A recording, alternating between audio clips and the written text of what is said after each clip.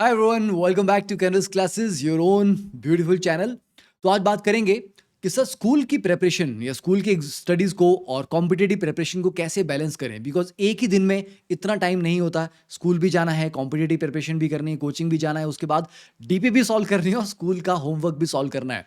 सबसे पहला point, do not compare the school educators with the coaching educators. Because बहुत बार ऐसा होता है कि बच्चों के माइंड में ये कंपैरिजन आता है कि हमारे कोचिंग के एजुकेटर्स बहुत ज़्यादा एडवांस लेवल पे पढ़ाते हैं, उनका सब्जेक्ट नॉलेज बहुत ज़्यादा डीप है, स्कूल के एजुकेटर्स का शायद कभी-कभी उतना डीप नहीं होता। तो यहाँ पर आपको एक चीज़ करनी पड़ेगी, some student lose the respect of the school teachers, क्योंकि शायद उनको उतना ज़्यादा डिटेल नहीं आता, उतना कॉम्पिटिटिव क्वेश्चन वो सॉल्व नहीं कर पाते, या आपको थोड़ा एडवांस्ड डाउट अगर उनसे पूछते हैं, तो वो उतना ज़्यादा एनकरेजिंग आंसर आपको नहीं देते। ठीक है, कभी आपको चुप करवा देते हैं। तो ऑलवेज रिमेंबर कि कोचिंग के एजुकेटर्स का जो टारगेट है वो कुछ और है, स्कूल के एजुकेटर्स का टारगेट कुछ और है। उनका काम है आपको स्कूल के जो करिकुलम है आपके क्लास का, उसी के दायरे में रहते हुए आपको पढ़ाना और टू द पॉइंट आपको चीज़ें सिखानी है, ठीक है? इसीलिए कभी भी ये मत करना कि स्कूल के टीचर्स को चेक करने के लिए उल्टे-सीधे क्वेश्चन उनसे पूछना स्टार्ट करें, तो do not compare. Second point, अगर आप कंपैरिज़न बंद करेंगे, तो definitely you will start to respect the difference. School school है, कोचिंग कोचिंग है। अब स्कूल को आप इस तरह से समझिए कि it is an investment, because आप वहाँ पर अपना टाइम दे रहे हो। 4 से 6 घंटे अगर आप डेली स्कूल में दे रहे हो, फीस अलग से दे रहे हो, तो that is a big investment, right? तो अगर आपको इन्वेस्टमेंट पे रिटर्न ही नहीं मिल रहा है, आप उस टाइम को वेस्ट होने जा दे रहे हो, आप उससे कुछ सीख नहीं रहे, तो सर कैसे मैं उस इन्वेस्टमेंट पे रिटर्न लेके आऊँ? That is the mindset you need. तो देखिए, थर्ड पॉइंट क्या है कि रिटर्न इस इन्वेस्टमेंट पे कैसे लेके आना है। पहली बात, मान लीजिए कल टीचर एक पर्टिकुलर टॉपिक पढ़ाने वाला है क्लास में, ठीक है? और उसके बारे में आप थोड़ा बहुत पहले से पढ़ के जाइए। सबसे पहला काम, पहले से पढ़ के जाइए। तो जब टीचर क्लास में पढ़ा रहे होंगे एंड आप बीच में रिस्पॉन्ड करोगे, टीचर ने कुछ पूछा और इमीडिएटली आपने आंसर दिया कि यस सर मैंने पढ़ा है, या मुझे ये चीज़ समझ नहीं आई, तो टीचर को लगेगा कि यार अच्छी बात है कि मेरे पढ़ाए बिना ही बच्चे ने पहले से कुछ पढ़ाई की है, थोड़ा एफर्ट लगा रहे हैं।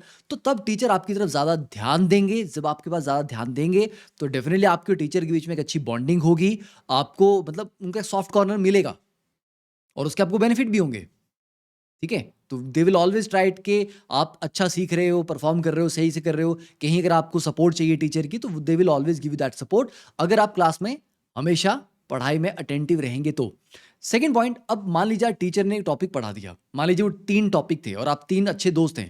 ठीक है? आपका एक अच्छा ग्रुप बना हुआ, स्टडी ग्रुप बना हुआ है। आप तीनों दोस्त एक-एक टॉपिक को डिवाइड कर लीजिए और घर पे जाके बोलिए कि ठीक है, मैं इस टॉपिक के ऊपर पूरा डिटेल रिसर्च करने वाला हूँ। टॉपिक की पूरी बैकग्राउंड क्या है ना? इसमें डीप लेवल कॉन्सेप्ट में जाएँगे तो हम क्या-क्या पढ़ सकते हैं, इसके ऊपर किस तरह के क्वेश्चन आते हैं, किस तरह के कॉन्सेप्चुअल या न्यूमेरिकल क्वेश्चन आते हैं। तो तीनों बच्चे उसके ऊपर एक थोड़ा-सा मास्टरी करने की कोशिश करें। Next day you discuss whatever you learned. तो आपने जो सीखा है वो अपने 2 दोस्तों को सिखाइए, उन्होंने जो सीखा वो आपको सिखाएँगे। जब आप क्रॉस क्वेश्चनिंग करेंगे, क्योंकि जब आप सामने वाले से सीख रहे हो, तो आप कुछ डाउट भी पूछोगे, ऐसा क्यों नहीं हुआ, वैसा क्या होगा? उससे सामने वाले के माइंड में आएगा, यार ये तो मैंने सोचा ही नहीं।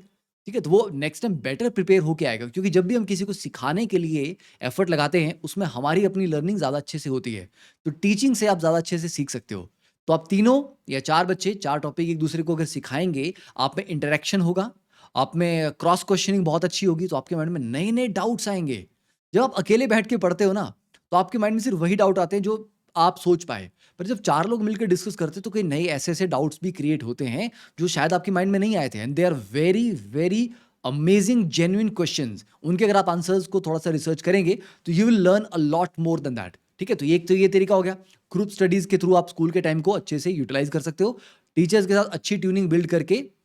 एंड सेकंडली, हमेशा देखा जाता है ये कि स्कूल के जो स्पीड है टॉपिक को कवर करने की, वो आपके कॉम्पिटिटिव से जनरली ज़्यादा होती है। स्कूल थोड़ा आगे चल रहा होता है। तो अगर आप उन टॉपिक को अच्छे से कवर कर लेंगे स्कूल में, एनसीईआरटी लेवल पे, तो जब आप कॉम्पिटिटिव की क्लास में बैठेंगे, कोचिंग में आएँगे, तो आपको पहले से आइडिया होगा कि हाँ, इस टॉपिक में ये चीज़ें कवर करते हैं, ये कॉन्सेप्ट्स हैं, इस तरह के क्वेश्चन्स हैं। तो you will always be able to pick the speed much faster than your classmates. तो कोचिंग में भी आपकी टीचर्स आपको लाइक करेंगे कि आप पहले से थोड़ा बहुत आइडिया रखते हो टॉपिक के बारे में। ठीक है? Now got it? कैसे आपको बैलेंस मेंटेन करना है? तो this balance is very, very important. तो always try to maintain this balance. तो इसके बाद आपका ये क्वेश्चन नहीं आएगा कि सर स्कूल और कोचिंग बैलेंस नहीं हो रही है। हो रही है।